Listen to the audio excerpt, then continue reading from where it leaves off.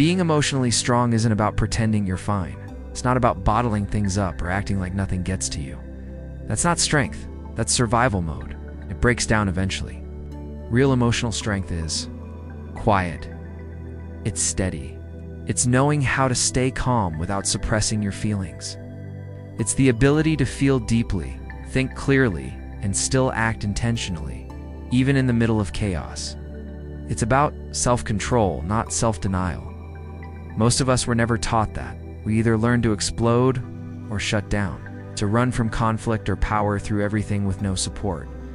And then we wonder why we feel burnt out, misunderstood, or disconnected from who we really are. This video is about changing that. It's about learning how to become emotionally strong in a way that actually feels healthy, not hard, where you stop being ruled by your emotions without having to ignore them. Part 1. Understand. What emotional strength really means. Everyone says you should be emotionally strong, but what does that actually mean? For a lot of people, emotional strength gets confused with emotional numbness. We're taught that being strong means not crying, not showing pain, not needing help. Just keep moving, power through. Don't let them see you struggle. But that's not strength. That's fear in disguise. That's what happens when you believe that feeling things makes you weak. Real emotional strength is something completely different. It's not the absence of emotion, it's the ability to feel your emotions without being controlled by them. It's the calm in the storm. It's knowing what's happening inside you, naming it, and still choosing how you want to respond. It's not about never breaking down. It's about knowing how to pick yourself up with grace, not shame. It's not about being hard. It's about being honest. Being clear in moments when everything feels blurry. Emotionally strong people still get hurt. It still feel fear, anger, grief, and anxiety. The difference is they don't run from it. They don't let it take the wheel. They know that emotions are information, not instructions.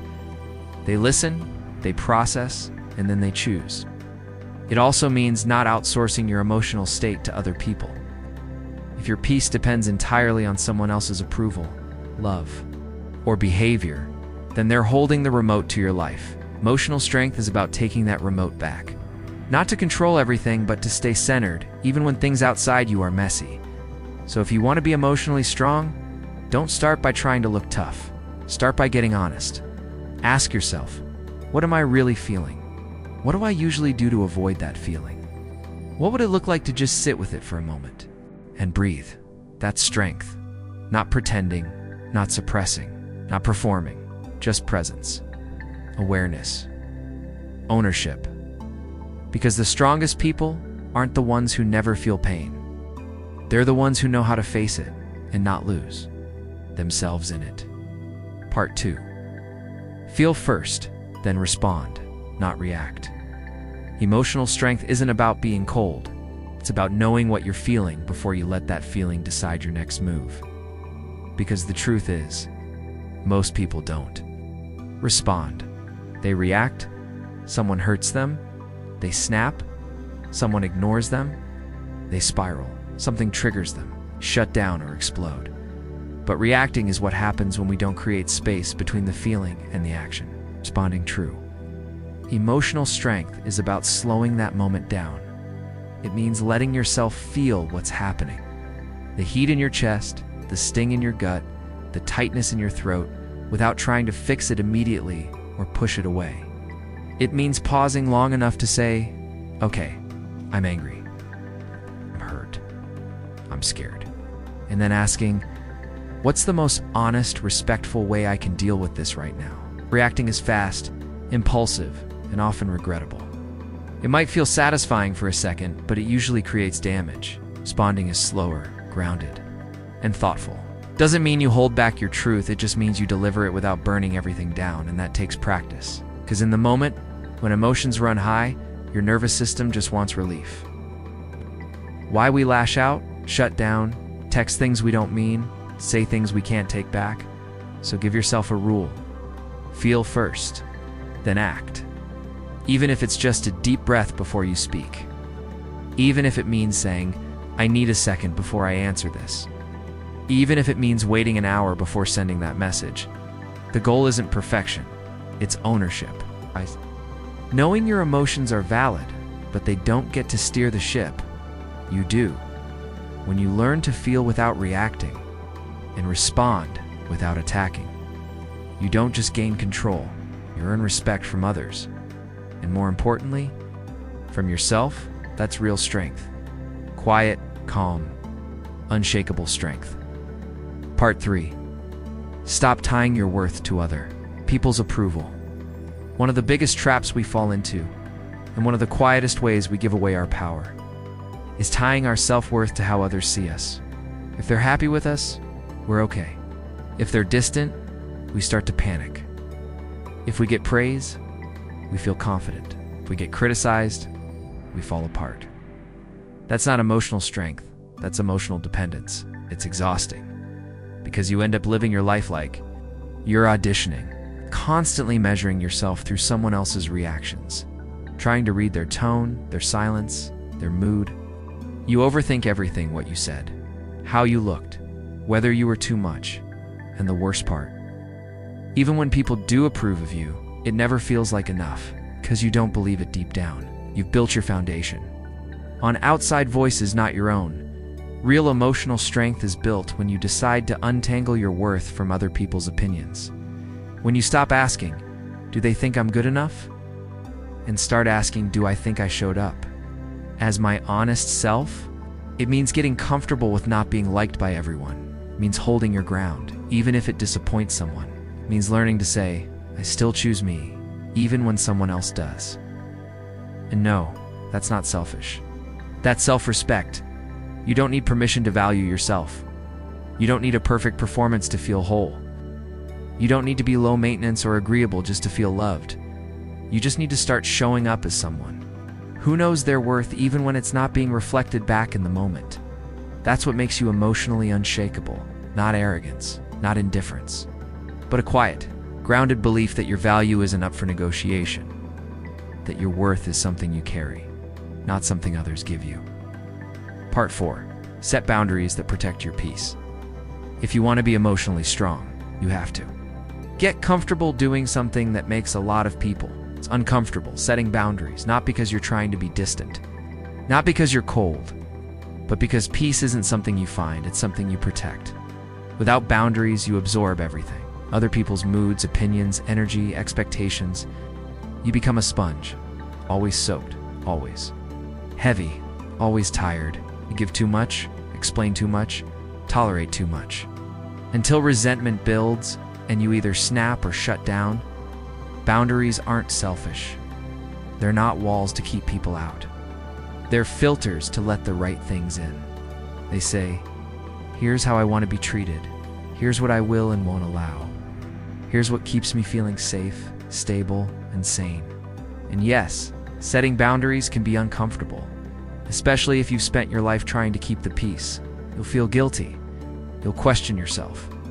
Some people will push back. But emotional strength isn't about being liked by everyone. It's about being honest with yourself. It's saying, I need time to think before I respond. I'm not available for that today. I care about you, but I can't keep sacrificing myself to keep this going. And here's the real win. When you start protecting your peace, you stop resenting others, because you're not overextending. You're not abandoning yourself to meet expectations you never agreed to. You start showing up with more energy, more presence, more clarity, because you've stopped leaking your emotional power everywhere. Boundaries are a form of self-respect. They say I matter too, and every time you set one, you remind yourself, my peace is not up for negotiation. That's emotional strength, not force, not control, just quiet.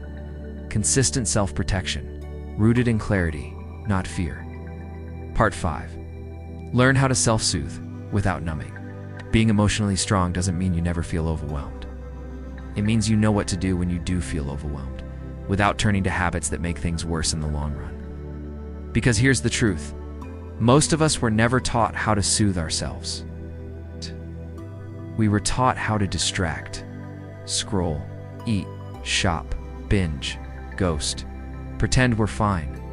Emotional avoidance becomes our coping mechanism, and then we wonder why our pain doesn't go away. Real self-soothing is different. It's not about escape, it's about regulation. It's learning to sit with your feelings without spiraling.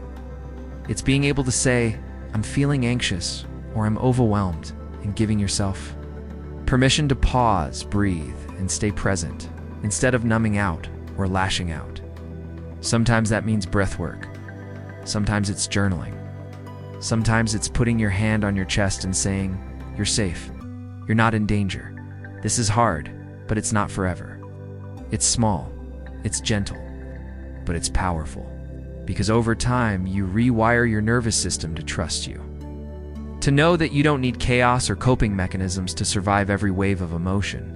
You don't need to suppress your feelings. And you don't need to drown in them either. Emotional strength is that middle ground, presence with compassion. Facing the feeling and grounding yourself through it, instead of running from it. Part 6. Be honest without being harsh. A big part of emotional strength is being able to say what you mean without turning it into an attack. Because a lot of people think they're being honest, when really, they're just venting unfiltered emotion. They say whatever comes up in the moment. They speak from pain, not clarity. And then they wonder why it pushes people away. Being emotionally strong doesn't mean you hide your feelings. It means you own them with clarity, not cruelty. You can say, I felt hurt when that happened, instead of you always do this to me. You can say, I need space to think, instead of ghosting or exploding. You can speak with strength and still be soft. Still be kind, still be respectful. Because here's the truth. Yelling doesn't mean you're being real. Silence doesn't mean you're being strong. And saying things in the heat of the moment doesn't make your message more powerful. It just makes it messier. Emotional strength is the ability to express yourself responsibly. To communicate how you feel without needing to dominate, manipulate, or punish. That doesn't mean you always get it right. But it does mean you care enough to try, to slow down. To speak in a way that builds clarity, not confusion. Connection, not fear. Because real strength isn't about being the loudest. It's about being the clearest, even when it's hard. Part 7. Know when to ask for help, and still feel strong doing it. We live in a world that tells us strength means doing it all alone. Pushing through, not needing anyone. But the truth is, that's not strength. That's isolation. That's survival mode disguised as independence. Real emotional strength isn't about pretending you've got it all figured out. It's about knowing when you don't and having the courage to reach out anyway. There's this lie we carry that asking for help means weakness, that it means we've failed somehow, but asking for help doesn't mean you're falling apart. It means you're wise enough to know that healing doesn't happen in isolation, that we're not meant to carry everything by ourselves. Sometimes, emotional strength looks like calling a friend instead of bottling it up. Sometimes it's reaching out to a therapist.